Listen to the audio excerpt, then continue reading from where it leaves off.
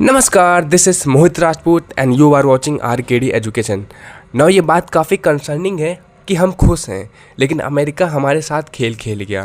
Now मैं बात कर रहा हूँ अमेरिका और इंडिया के बीच हुई ट्रेड डील के बारे में। देखो, अभी प्रशांत धवन जी ने करियर 247 पे उन्होंने वीडियो डाली थी, इंडिया और USA के बीच हुई ट्रेड डील के बारे में इन्फॉर्मेशन बताई थी, लेकिन उन्हें वहाँ पर वो नहीं बताया जो हमारे साथ ट्रंप ने खेल खेला है। तो मैं आज आपके संग वो बताने इन्फॉर्मेशन शेयर करने वाला हूँ जो काफ़ी ज़्यादा कंसर्निंग है। तो अब मैं आपको बताता हूँ, उससे पहले एक और बात बता देता हूँ कि आसपास जो भी नॉइस आएगी उसे इग्नोर करने की कोशिश कीजिएगा, क्योंकि मेरे पास ज़्यादा कोई स्टूडियो वगैरह नहीं है। और दूसरी बात, मैं कोई बहुत बड़ा एडिटर या कुछ ऐसा नहीं हूँ, मैं सिर्फ इन्फॉर्मेशन आपको बता रहा हूँ, आप समझिए।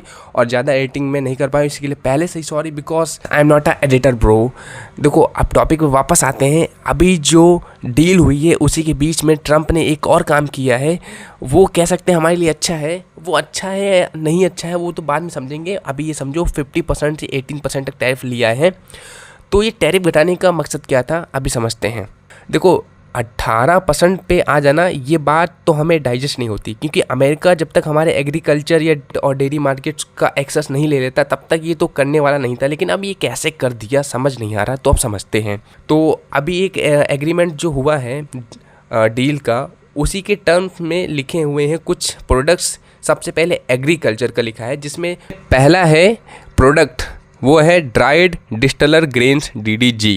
ये ज़्यादातर होता है एनिमल फूड्स के लिए, यानी कि भारत में अब ये पशु आहार के लिए जो बड़ा स्केल था भारत में, अब ये भी देखने को मिलेगा। फिर दूसरा है रेड सारगम, ये भी एक पशु आहार है और एथेनॉल ब्लेंडिंग में भी इसका यूज होता है। ये स्टार्टिंग के 2 प्रोडक्ट्स हैं, एनिमल फीड्स के हो जाते हैं। ध्यान देना, अभी मैं बताता हूँ कि ये एनिमल फूड्स दे रहे हैं कि क्या कर रहे हैं। फिर आपका हो गया ट्री नट्स, जिसमें आते हैं बेसिकली ड्राइड फ्रूट्स, जैसे केशियो, आमंड, रेसिन्स वगैरह वगैरह जो आप खरीदते हो मार्केट्स में, वो अब यहाँ आएंगे अमेरिका के प्रोडक्ट्स भारत में। फिर उसके बाद आता है फ्रेश एंड प्रोसेस्ड फ्रूट। अब फ्रेश एंड प्रोसेस्ड फ्रूट क्या है समझ नहीं आ रहा। ये सबसे ज़्यादा कंसर्निंग है।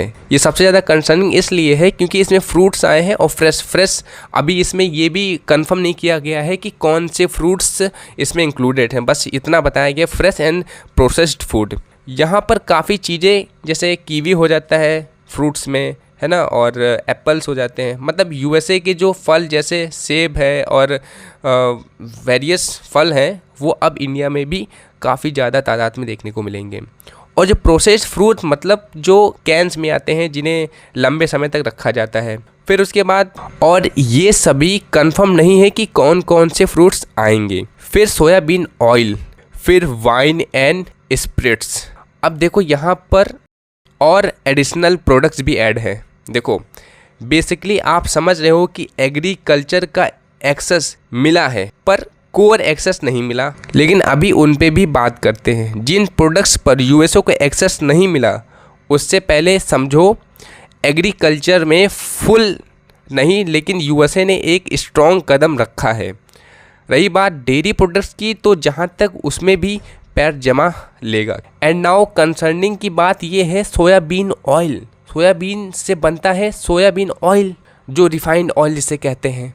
तो इंडियन फार्मर्स सोयाबीन उगाते थे, जो उन्हें अब प्रॉब्लम्स होने वाली हैं काफ़ी ज़्यादा। और जो फ्रूट्स के फार्मर्स हैं इंडिया में, उन्हें भी काफ़ी ज़्यादा चैलेंजेस का सामना करना पड़ेगा। और आने वाले समय में हम ये भी देखेंगे कि अमेरिका हमारे एग्रीकल्चर में कोर प्रोडक्ट्स पर भी एक्सेस लेगा, क्योंकि USA अपने फार्मर्स को काफ़ी मात्रा में सब्सिडीज देता है और वहाँ के एग्रीकल्चर आइटम ज़्यादातर GMO मतलब जेनेटिक मॉडिफाइड होते हैं। एक बात मैं आपको बता दूँ, अमेरिका हमारे एग्रीकल्चर के कोर प्रोडक्ट्स पर भी एक्सेस लेगा।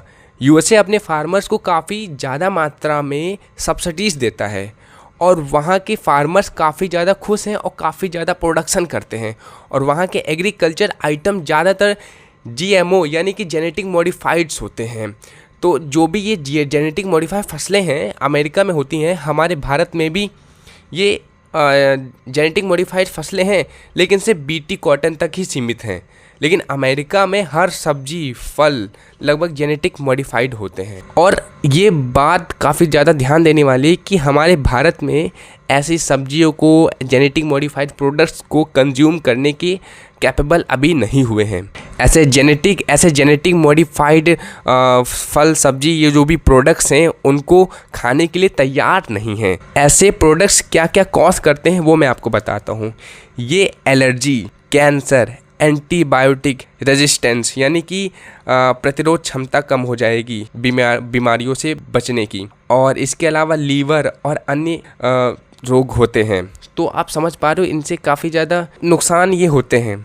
और ये तो पक्का है कि यूएसए में उगाया जाने वाला सोयाबीन जेनेटिक मॉडिफाइड है, और जाने वाले और आने वाले समय में हम इसी सोयाबीन से बनी तेल को भारत में पाएंगे। और जाहिर सी बात है, मक्का भी डायरेक्ट नहीं तो इनडायरेक्ट तरीके से एनिमल फीड्स के जरिए भारत में पाया जाएगा, क्योंकि जो हमने अभी बताया था आपको पशु का आहार, जो हमने आपको अभी बताया था ड्राई डिस्टिलर्स, वो ज़्यादातर मक्के से बनता है, उसमें मक्का यूज़ होता है। तो डायरेक्ट या इनडायरेक्ट तरीके से वो हमारे एनिमल फीड्स के जरिए ही लेकिन मक्का यहाँ तक आ रहा है, और वो भी जेनेटिक मॉडिफाइड ही है। मक्का, सोयाबीन, ये दोनों जेनेटिक मॉडिफाइड हैं अमेरिका के जो ये प्रोडक्ट हैं एग्रीकल्चर के। और रही बात टैरिफ की, तो जब ट्रम्प एडमिनिस्ट्रेशन में नहीं थे तो इंडिया पर सिर्फ 17% का टैरिफ था, लेकिन जब सत्ता में ये ट्रम्प आए तो 50% टैरिफ इसलिए लगाए जिससे कि इंडिया की एग्रीकल्चर का मार्केट का एक्सेस मिले।